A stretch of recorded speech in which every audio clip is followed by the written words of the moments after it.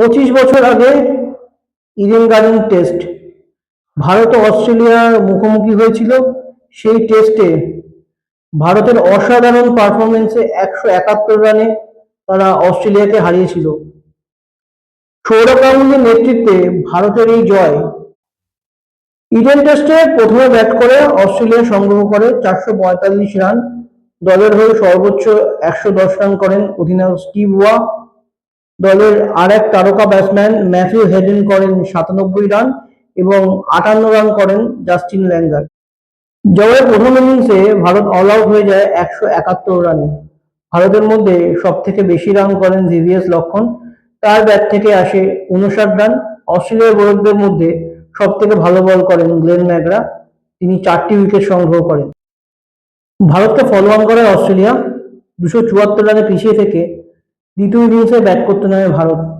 একটা সময় ভারতের স্কোর ছিল 4 উইকেটে 232 রান।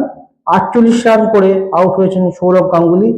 অস্ট্রেলিয়া যখন একটু একটু করে ম্যাচে তাদের প্রভাব বিস্তার করতে শুরু করেছে, সেই সময় ভারতের ত্রাতা হিসেবে আবির্ভূত হন ভিভিএস লক্ষ্মণ এবং রাহুল দ্রাবিড়। দুজনে মিলে 376 রানের অনবদ্য একটি জুটি করেন, যে জুটি ভারতের ক্রিকেট ইতিহাসে, টেস্ট ক্রিকেটের ইতিহাসে সবার প্রথমে থাকবে।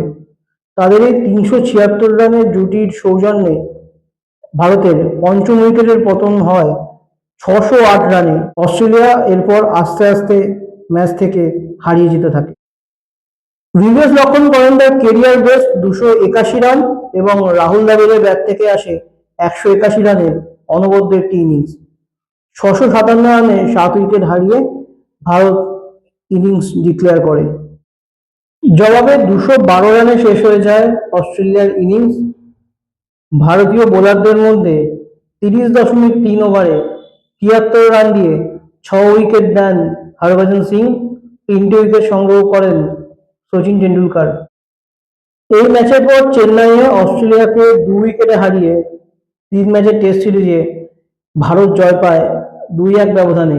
যে সময়ের কথা বলা হচ্ছে, সেই সময় অস্ট্রেলিয়া ক্রিকেট টিম ছিল অপ্রতিরোধ্য, যাকে হারানো এক প্রকার অসম্ভবই ছিল।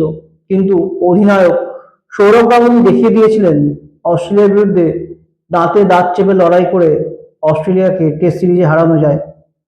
অস্ট্রেলিয়ার বিরুদ্ধে ভারতের ইডেন টেস্টের পর 25 বছর কেটে গেছে। আজ থেকে 25 বছর আগে অস্ট্রেলিয়াকে ইডেনের মাটিতে হারিয়েছিল ভারত।